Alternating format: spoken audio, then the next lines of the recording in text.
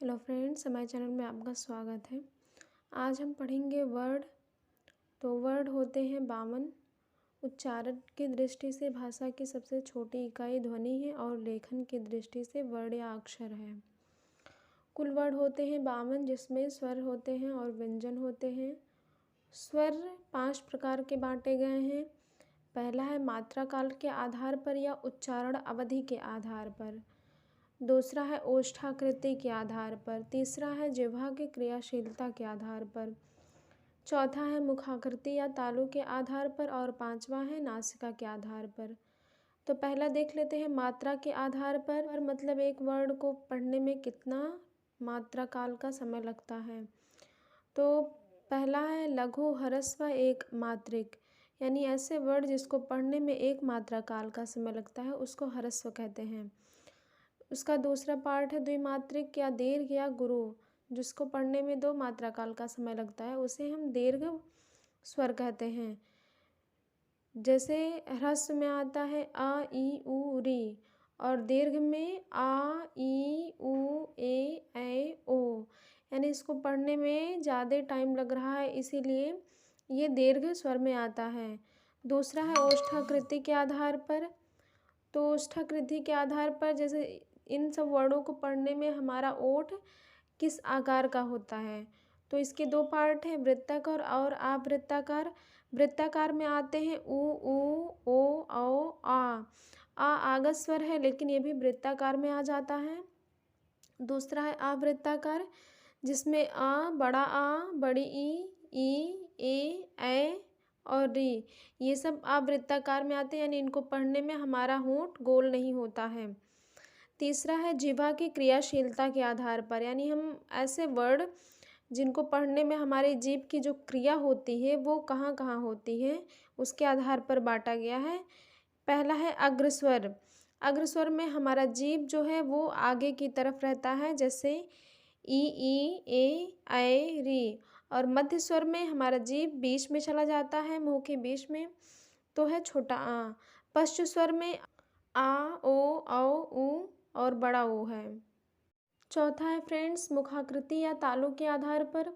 तो मुखाकृति यानी हमारी मुख की आकृति किस तरीके से हो जाती है उसके आधार पर बांटा गया है। तो पहला है समृद्ध। समृद्ध में है ई उ रे, यानी जिसमें मुख बंद रहता है या कम खुलता है, बहुत ज़्यादा नहीं खुलता है। और अर्ध समृद्ध है ए ओ, इसमें कम खुलता है मुख। अगला है विवृत, जिसमें बहुत बड़ा मुख खुलता है। फिर उसके बाद है अर्ध विवृत, जिसमें छोटा ही मुख खुलता है या मतलब बहुत ज़्यादा नहीं मुख खुलता है। तो है आ ए ओ। पांचवा है नासिका के आधार पर। तो नासिका के आधार पर 2 पार्ट में बांटा गया है। पहला है अनुनासिक या सानुनासिक और दूसरा है निरनुनासिक। जिस स्वर के ऊपर अनुस्वार लगा होता है उन्हें हम अनुनासिक कहते हैं। जैसे कि कोई भी स्वर हो, कोई भी व्यंजन हो, अगर उसके ऊपर हमारा अनुस्वार लगा है तो उसको हम अनुनासिक कहेंगे, और निरनुनासिक में उसके ऊपर अनुस्वार ना लगा हो। अगला हम देख लेते हैं व्यंजन। व्यंजन होते हैं कुल 33, जिसमें व्यंजन को 2 पार्ट में डिवाइड किया गया है। एक है अभ्यांतर प्रयत्न और दूसरा है बाह्य प्रयत्न। अभ्यांतर प्रयत्न में है पहला स्पर्श व्यंजन। स्पर्श व्यंजन में कुल 25 वर्ड आते हैं, जिसमें का से लेकर के माँ तक, यानी पूरा का वर्ग, चा वर्ग और टा वर्ग, ता वर्ग और पूरा पा वर्ग आ जाता है। दूसरा है स्पर्शी व्यंजन। स्पर्शी व्यंजन कुल 16 होते हैं। इसमें प्रत्येक वर्ग का चौथे अक्षर तक आता है, प्रत्येक वर्ग का चौथा अक्षर तक आता है, जिसमें चा को छोड़ दिया जाता है, जैसे क ख ग घ, यानी चौथे अक्षर तक ही स्पर्शी व्यंजन कहलाता है। अगला है नासिक के व्यंजन। नासिक के व्यंजन में वर्गों के पंचमाक्षर को हम नासिक के व्यंजन कहते हैं, यानी जिसका उच्चारण हम नासिका से करते हैं। अगला है स्पर्श संघर्षी। जो स्पर्शी व्यंजन में छूटा था चा वर्ग, वो इसमें आ जाएगा चा छ जा झा। अगला है फ्रेंड संघर्षी या ऊष्म व्यंजन, जिसमें तीनों सा और हा आते हैं। तीसरा है उच्छिप्त या द्विगुण या ताड़नजात, या इसको हम द्विपृष्ठ भी कहते हैं, जिसमें 2 ही वर्ड आते हैं, एक डा और एक ढा। और जोड़ा के नीचे बिंदी लगा रहता है उसको हम ताड़न जात चिन्ह कहते हैं। अगला है प्रकंपित या लुंठित। रा को हम प्रकंपित या लुंठित दोनों कहते हैं। पार्श्विक है, पार्श्विक में ला आ जाएगा। छठवां है संघर्षलीन या अर्धस्वर, जिसमें या और वा आधे स्वर माने जाते हैं। सतवां है अंतस्थ व्यंजन, जिसमें या रा ला वा आ जाते हैं। उसके बाद आंतरिक प्रयत्न हो गया। अब हम देख लेते हैं बाह्य प्रयत्न। बाह्य प्रयत्न में है स्वर तंत्रियों में कंपन, यानी ऐसे वर्ड जिनमें कंपन ज़्यादा होता है या कंपन के आधार पर इनको बांटा गया है। अघोष है और सघोष है। अघोष में आपका कंपन कम होगा और सघोष में कंपन ज़्यादा होगा। तो इसमें अगर हम एक को ही याद कर लेंगे तो हमारा दूसरा अपने आप याद हो जाएगा। अघोष में है वर्ग का पहला दूसरा, यानी दोनों मिलाकर 10 हो गए। उसके बाद तीनों शां, कुल मिलाकर 13 हो गए।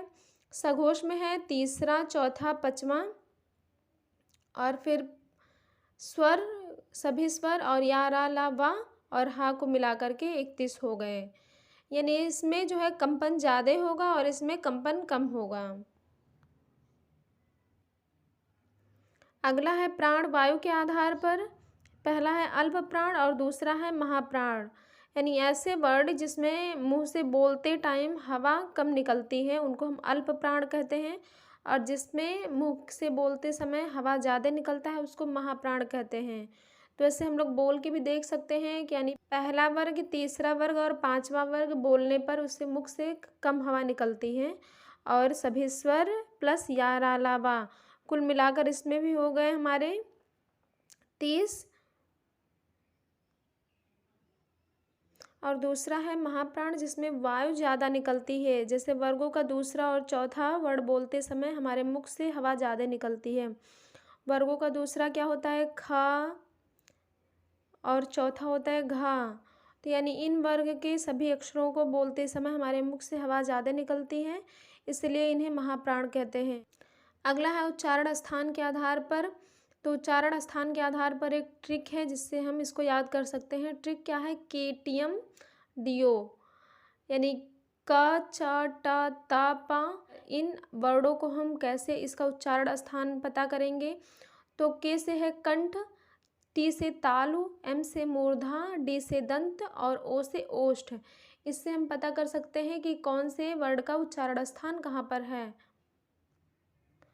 अब ऐसे इस सूत्र से भी हम इनके उच्चारण स्थान को देख लेते हैं। जैसे सूत्र क्या है पहला हमारा, अकुह विसर्जनीया नाम कुंठः। अकुह से क्या होता है कि आ दोनों आ हो जाएगा, और कु मतलब पूरा का वर्ग, यानी क ख ग घ अंगा। उसके बाद फिर दिया है हाँ, और विसर्जनीया मतलब विसर्ग।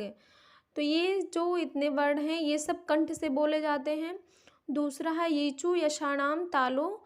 ई से ई और ई आ जाएगा बड़ी ई, और चा से पूरा चा वर्ग, या से या बड़ा शाह, ये सब तालु से बोले जाते हैं, यानी इनका उच्चारण स्थान तालु होता है। तीसरा है ऋतु रसाणाम मूर्धा। री और टा वर्ग, फिर उसमें रा शा और डा, इन सब का उच्चारण स्थान मूर्धा होता है। अगला है तुलसा नाम दंत है, यानी पूरा ता वर्ग, ला और सा का उच्चारण स्थान दंत होता है।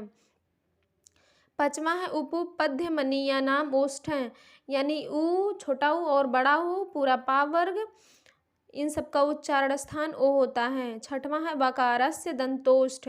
वा का उच्चारण स्थान दंतोष्ठ होता है। सतवां है नासिक। नासिक में वर्गों के पंचमाक्षर आ जाएंगे, और नामा ये सब इन सब का उच्चारण स्थान नासिक होता है। आठवां है वत्स या मसूड़ा, यानी जिनका उच्चारण हम मसूड़े को टच करके करते हैं, जैसे रा ना ला सा जा, इनको उच्चारण करते समय हमारी जीभ मसूड़े से टच करती है। आठवां ए दैतो कंठ तालु, मतलब ए में आ जाएगा ए जिनका उच्चारण स्थान कंठ तालु है।